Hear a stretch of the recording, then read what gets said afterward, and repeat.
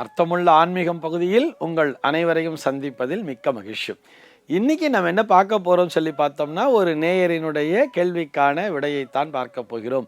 அந்த நேயர் என்ன கேட்டிருக்கார் அப்படின்னு சொல்லி பார்த்தோம்னா, குரங்குகள் ஆஞ்சநேயரினுடைய அம்சமா, குரங்குகளை வழிபடுவதால் நன்மை கிடைக்குமா என்பதுதான் அவருடைய கேள்வியாக அமைந்திருக்கிறது. நம்முடைய நிகழ்ச்சியிலே கூட நாம் குரங்குகளை பற்றி பேசியிருப்போம். அதாவது மனம் ஒரு குரங்கு, அந்த மனம் இங்கும் அங்கும் தாவிக்கொண்டிருக்கின்ற அந்த மனதினை கட்டுப்படுத்த வேண்டும் என்று சொன்னால், அந்த குரங்கினுடைய அம்சமாகவே குரங்கினை வைத்து உருவகப்படுத்தப்பட்டிருக்கக்கூடிய அந்த ஆஞ்சநேய சுவாமியை வழிபட்டாலே போதுமானது என்று சொல்லியிருக்கிறோம் அல்லவா? அதனை கொண்டுதான் இந்த நேயர் இந்த கேள்வியினை கேட்டிருக்கிறார் என்பதை புரிந்து கொள்ள முடிகிறது. அவருக்கு நேரடியாக விடையளிக்க வேண்டும் என்று சொன்னால், இது போன்ற இந்த மிருகங்கள் வழிபாடு என்பது உருவகப்படுத்தப்பட்டிருக்கிறதே தவிர, இந்த மிருகங்களையே நேரடியாக வழிபட வேண்டும் என்று நம்முடைய சாஸ்திரமானது எங்குமே சொல்லவே இல்லை.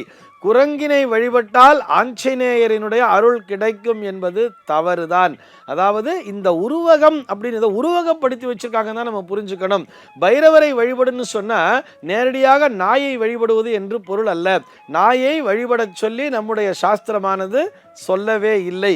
காகம் என்பதை சனியினுடைய சொரூபமாக பார்க்கிறோம். அதற்காக காகத்தினை தினசரி வழிபாடு செய்ய சொல்லவில்லை. காகத்தினை, ஒரு உயிருள்ள காகத்தினை பிடித்து கொண்டு வந்து அதற்கு தினமும் அபிஷேக ஆராதனைகளை செய்ய சொல்லவே இல்லை. ஒரு சிங்க வழிபாடு, சிங்கம் என்பது நரசிம்மமூர்த்தியாக பார்க்கப்படுகிறது என்று சொல்வதற்காக அந்த சிங்கத்தினை பிடித்து கொண்டு வந்து வழிபாடு செய்ய முடியுமா? புலி என்பதை வழிபாடு செய்ய முடியுமா? யானை என்பது விநாயக பெருமானுடைய அந்த வடிவமாகவே பார்த்தாலும் கஜ பூஜை என்பதற்கு நம்முடைய சாஸ்திரத்திலே ஒரு விதிமுறை என்பது இருக்கிறது. அதற்குரிய வழிபாட்டு முறை என்பது வேறு.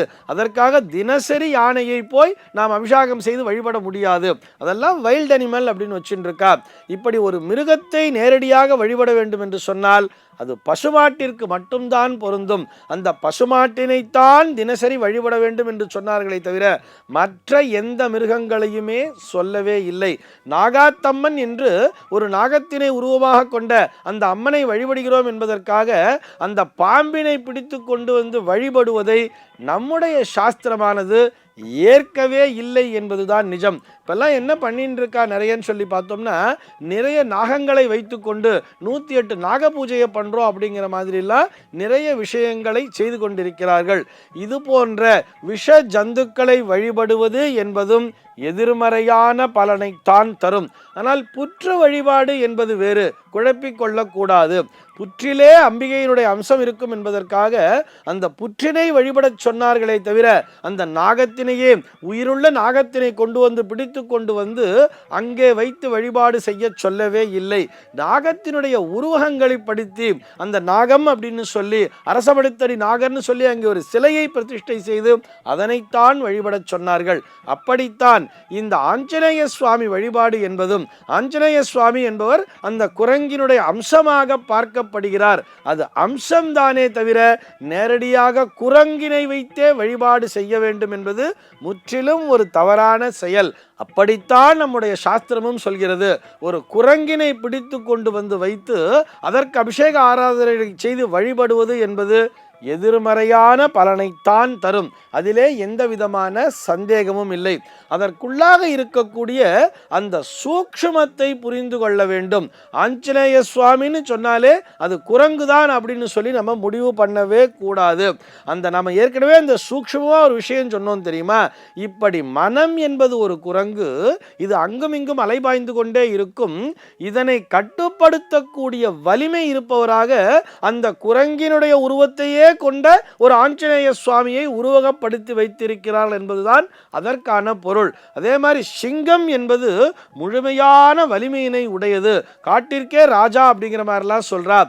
அப்படி முழுமையான ஒரு வலிமையினை பெற்ற, அந்த முழுமையான ஒரு சக்தியினை பெற்ற ஒரு அசுர சக்தியை தன்னுடைய கட்டுப்பாட்டிற்குள் கொண்டு வரக்கூடிய சக்தியானது அந்த நரசிம்மமூர்த்திக்கு இருக்கிறது என்பதற்காகத்தான் அவருக்கு சிங்க முகமாக அவரை வர்ணித்து வைத்திருக்கிறார். வைத்திருக்கிறார்கள், இப்படி அவரை உருவகப்படுத்தி வைத்திருக்கிறார்கள் என்பதை புரிந்து கொள்ள வேண்டும். நாய் என்பது ஒரு பாதுகாக்கக்கூடிய ஒரு சின்னமாக பார்க்கப்படுகிறது.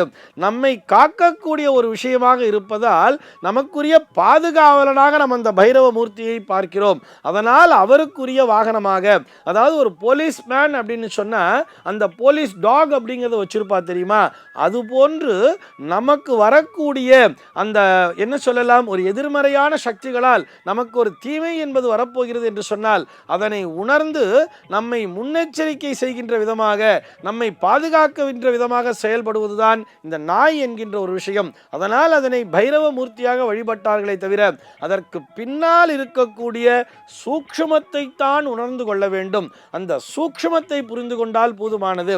அதற்காக குரங்கினையே நேரடியாக வழிபாடு செய்தால் அது ஆஞ்சநேய சுவாமி வழிபாடு என்று நினைப்பது முற்றிலும் மூட நம்பிக்கையே. இதிலே எந்த விதமான சந்தேகமும் இல்லை. சர்வே ஜனாஹ சுகினோ பவந்து.